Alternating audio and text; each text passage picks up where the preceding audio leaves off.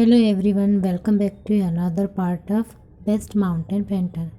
हमने last time में देखा था कि वीइंग वांगजी को लेने के लिए आकाश लोक जा रहा है, जो सुनहरी बाल्टी में बैठ चुका था। अब आगे जैसे ही सेनापति और राजा किरेन देखते हैं कि सुनहरी बाल्टी में कोई आदमी आ रहा है करके, तो उसी समय सेनापति कहता है, महाराज इसमें तो कोई आदमी बैठकर आ रहा है। तो किरेन देखते हैं, बोलते हैं, तुम देख क्या रहे हो, यहाँ घुसपैठ आ रहा है, तुम तमाशा देख रहे हो। उसी समय सेनापति महाराज किरेन को देखते हैं, तो उसी समय किरेन कहते हैं, ये लो ड्रैगन तलवार और ख़त्म कर दो। अब सेनापति ड्रैगन तलवार से वीइंग पर अटैक करने लगता है, पर वीइंग की जादुई बांसुरी की धुन के कारण उस ड्रैगन तलवार का अटैक फेल होने लगता है, उसको टच तक नहीं कर पाता। सेनापति जो फाइट कर रहा था वो अब पूरी तरह से थक जाता है, पर वो वीइंग को हार्म तक नहीं कर पाता। इनकी फाइटिंग को देखकर किरेन माइंड में सोचता है कि इसी तरह का लड़का हमारे आकाश लोक में हो जाए तो मेरे वांगजी के लिए बहुत अच्छा होगा। उसी समय किंग किरेन सेवकों को बुलाते हैं और कहते हैं, जाओ उस लड़के के स्वागत की तैयारी करो। उसी समय सेनापति कहते हैं, महाराज ये लड़का एक इलिंग माउंटेन का मामूली सा लड़का है और इसका नाम वीइंग है, इसे कोई ज़रूरत नहीं है स्वागत करने की। वीइंग को हम देख लेंगे, तुमको चिंता करने की ज़रूरत नहीं है, ऐसा महाराज कहते हैं।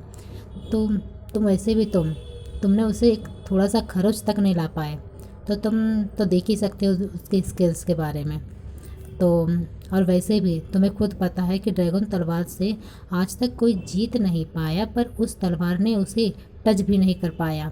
जिसे सुनकर सेनापति सर नीचे करके अपने मन में सोचता है, मुझे इस वीइंग को निकालने के लिए कुछ करना पड़ेगा, नहीं तो मेरा बेटा वांगजी से शादी कैसे कर पाएगा और राजा का समधी में कैसे बन पाऊँगा, जो मेरा सपना है। अब वीइंग का स्वागत किया जाता है। अब वीइंग किंग किरेन के पास जाता है और उनको प्रणाम करके धन्यवाद कहता है। तभी किरेन कहते हैं, मैंने सुना है तुम अपने माउंटेन से बहुत प्यार करते हो, यहाँ तक कि वहाँ बहुत सारे जीव जंतु से भी। तो वीइंग कहता है, जी महाराज, मुझे अपने माउंटेन से बहुत ज़्यादा प्यार है और वहाँ रहने वाले हर कोई मेरे अपने परिवार जैसे हैं। तो किरेन कहते हैं, क्या तुम अपने माउंटेन बना सकते हो और तुम बहुत अच्छे पेंटर भी हो, ऐसा मैंने वांगजी के मुंह से सुना है।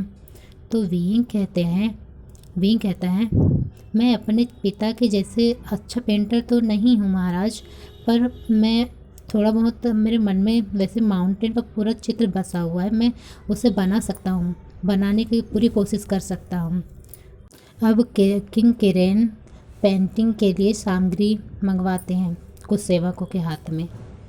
अब वीइंग माउंटेन का पेंटिंग बनाना स्टार्ट करता है, जहाँ सभी लोग वीइंग की पेंटिंग देखकर कहते हैं, वाह क्या पेंटिंग बन रही है, ऐसा लग रहा है जैसे साक्षात माउंटेन यहीं बन रहा हो, लग रहा है जैसे इस पेंटिंग में कोई जान बस गई हो।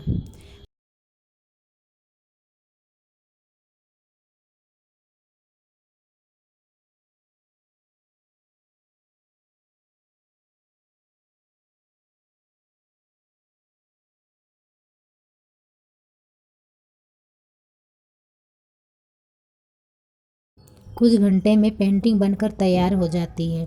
उसी समय लेन सिजुई कहता है, ये माउंटेन बहुत ही ब्यूटीफुल है, जिसे हमने सिर्फ झरने के अलावा कुछ भी नहीं देखा, ये तो घूमने लायक की जगह है।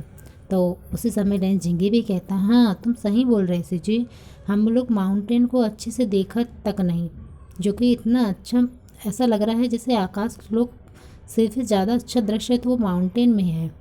तो यहाँ सभी भाई लोग बोलते हैं, हम ज़रूर जाएंगे।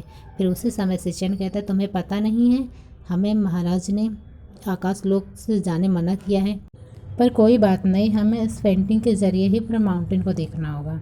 वैसे भी इस पेंटिंग में वैसे भी जान आ गई है, देखो ऐसा लग रहा है जैसे पेंटिंग ही हमारे सामने, ऐसा लग रहा है जैसे कोई माउंटेन ही सामने है। तो उसी समय जो किरण है वो कहता है तुम तो इतने अच्छे पेंटर हो कि ऐसा लग रहा है जैसे इस माउंटेन में ही जान डाल दिए हो। तो उसी समय विंग कहता है धन्यवाद महाराज, मैंने अपनी पूरी कोशिश की है, अब माउंटेन की पेंटिंग पूरी तरह से तैयार है। तो किरण कहते हैं तो बताओ तुम्हें क्या इनाम चाहिए, हम बहुत खुश हुए हैं तुम्हारे इस पेंटिंग से। तो विंग कहते हैं महाराज मुझे कोई इनाम नहीं चाहिए। तभी किरण कहते हैं पर हमने डिसाइड कर लिया है, इसलिए तुम बताओ क्या इनाम चाहिए। तो विंग कहते हैं महाराज अगर आप इनाम देना ही चाहते हैं तो मुझे वांगजी का हाथ चाहिए, मैं उसे पसंद करता हूँ, मैं उससे शादी करना चाहता हूँ। तो किरण कहते हैं पर हमारी हम तुम्हारी शादी वांगजी से करने के लिए तैयार हैं, पर एक शर्त है। विंग कहते हैं क्या शर्त है महाराज। तो किरण कहते हैं बस तुम्हें यही आकाश लोक में रहना होगा। तो विंग कहता है महाराज मैं ऐसा नहीं कर सकता, मेरा माउंटेन ही मेरा लोक है, मैं माउंटेन को नहीं छोड़ सकता और वहाँ मेरा घर भी है और वो वहाँ मेरे अपने लोगों में अपने लोगों को छोड़कर कैसे रह सकता हूँ। तो किरण कहते हैं अगर माउंटेन यहीं हो तो तब तो यहीं रह सकते हो ना, तो चलो बाहर मैं तुम्हें कुछ दिखाता हूँ। तभी किरण विंग की बनाई हुई पेंटिंग में मैजिक करते हैं और वो देखते ही देखते वहाँ माउंटेन आ जाता है। तो किरण कहते हैं बताओ अभी माउंटेन तो यहीं आ गया, अब तो यहीं रहना पसंद करोगे ना, तो तुम थोड़ा समय ले लो फिर मुझे अपना डिसीज़न बता दोगे। तो विंग कहते हैं मुझे थोड़ा समय चाहिए महाराज। तो किरण कहते हैं ठीक है तुम समय ले लो, अभी आराम करो। अब विंग अपने चैम्बर में आराम करने चला जाता। अब वो आराम करने लगता है, आराम करते हुए उसकी आँख लग जाती है और सपना देखता है कि सब माउंटेन के लोग उसे कर्ज दे रहे हैं कि तुम विंग बहुत दुष्ट हो, तुम कभी खुश नहीं रहोगे, तुमने हमारा माउंटेन को कैसे ले जा सकते हो, तुम अपने मतलब के लिए हमारा माउंटेन को ले जा लिए हो। सडन ही विंग को बुरा सपना टूट जाता है और वो घबरा जाता है और इधर उनके कमरे में कोई घुसपैठ अंदर घुस जाता है और जो विंग की बांसुरी है उसमें कुछ डाल देता है, जिससे अब विंग बुरे सपने की वजह से वो उसे बहुत पसंद होता है बांसुरी बजाना। जब भी वो स्ट्रेस होता है या फिर खुश होता है या फिर वो टेंशन में होता है तो हमेशा बांसुरी बजाता है। अब विंग जो बांसुरी उसके बेड के साइड में टेबल में रखी थी उसे पकड़ता है और उसे माउंटेन के पास जाता है जहाँ महाराज किरण ने उस माउंटेन को आकाश लोक में मैजिक के जरिए ऊपर ले आया था। तो अब विंग बांसुरी बजाने लगता है जिससे धीरे धीरे करके माउंटेन नीचे जाने लगता है। उसी समय किरण आते हैं और कहते हैं क्या तुम यहाँ रहना नहीं चाहते हैं, मुझे लग रहा है अब तुम्हें मुझे आंसर देने की ज़रूरत नहीं है, मुझे पता चल गया है तुम्हें अपने माउंटेन से ज़्यादा प्यार है, वांगजी से ज़्यादा। तो तभी विंग को देखते हैं जो कि बांसुरी बजाते बजाते अनकॉन्शियस होने लगता है, जिसे देखकर वांगजी के भाई लोग कहते हैं ये विंग को क्या हो रहा है। अब माउंटेन जो कि विंग की बांसुरी की वजह से नीचे चला जाता है और विंग जो कि अब उसी जगह में गिर जाता है। वांगजी जिसे बहुत बेचैनी हो रही थी तो वो दौड़कर बाहर आता है और बहुत ज़ोरों से विंग करके आवाज़ देता है। वो देखता है कि विंग नीचे गिर चुका है। तो उसी समय वांगजी के भाई और वांगजी दौड़ कर आते हैं। अब वांगजी विंग का सर अपने गोद में रख लेता है और बहुत ज़ोरों से रोने लगता है और कहता है विंग तुम्हें यहाँ नहीं रहना तो कोई बात नहीं, लेकिन तुम ऐसा नहीं कर सकते, तुम अपना आंखें खोलो, तुम्हें क्या हो गया है। उसी समय किरण कहते हैं विंग को अंदर लेके जाओ जल्दी से और जल्दी से वैद्य को बुलाओ, इसे क्या हुआ है चेक करना होगा। अब विंग को उसी के चैम्बर में ले जाया जाता है। अब वैद्य आ जाते हैं और विंग का ट्रीटमेंट करने लगते हैं, जहाँ पता चलता है कि उन्हें पॉइज़न दिया गया है। उसी समय वांगजी कहता है पॉइज़न किसने दिया। और उसी समय महाराज कहते हैं विंग को पॉइज़न कौन दे सकता है, और सिर्फ मेरे चैम्बर के अलावा यहाँ पे कहीं पे पॉइज़न नहीं है, तो फिर पॉइज़न आया कहाँ से विंग के शरीर में।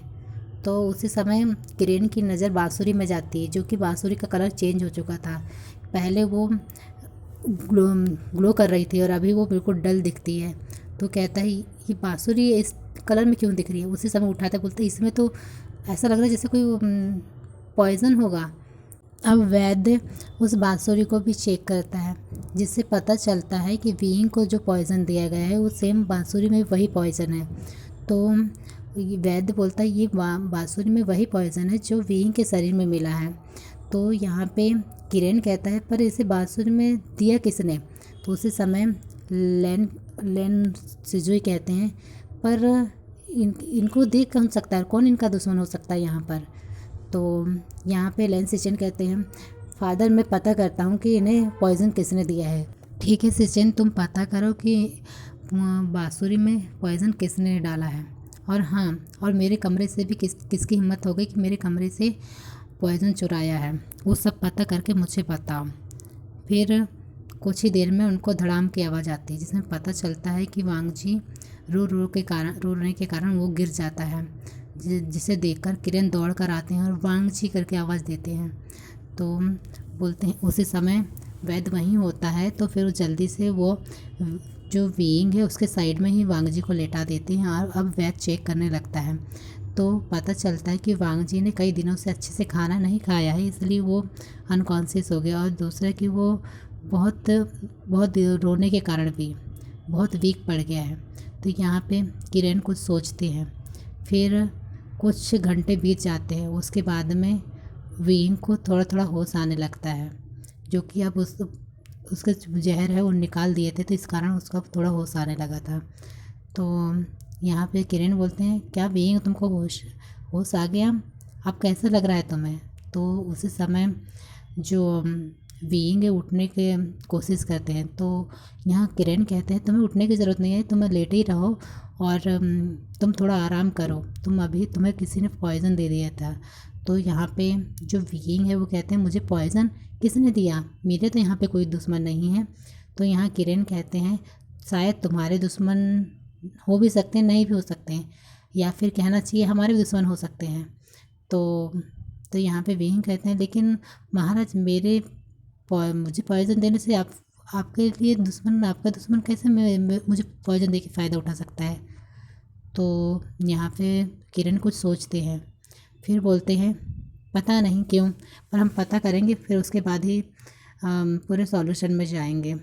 अब उसी समय किरण कहते तुम अभी आराम कर लो, जब तुम थोड़ा ठीक महसूस करोगे तब मैं तुमसे मिलने आऊँगा, मुझे कुछ बात करना है तुमसे। फिर थोड़ी देर बाद में वांगजी को भी होश आ जाता है, जो कि कुछ देर बाद में वांगजी को भी होश आ जाता है, जो देखता है कि वीइंग जो कि अब उठ गया है और उठ के बैठा हुआ है। तो यहाँ पे वांगजी थोड़ा खुश हो जाता है और बोलता है वीइंग क्या तुम्हें होश आ गया, अब तुम्हें कैसा लग रहा है। तो यहाँ पे वीइंग कहता है मुझे ठीक लग रहा है, पर तुम अपना ध्यान क्यों नहीं रखते हो, तुमने क्या हालत बना ली है, और तुम कुछ नहीं खा रहे थे पी रहे थे, ऐसा क्यों कर रहे थे, कम से कम मेरा तो ख्याल रखना चाहिए था।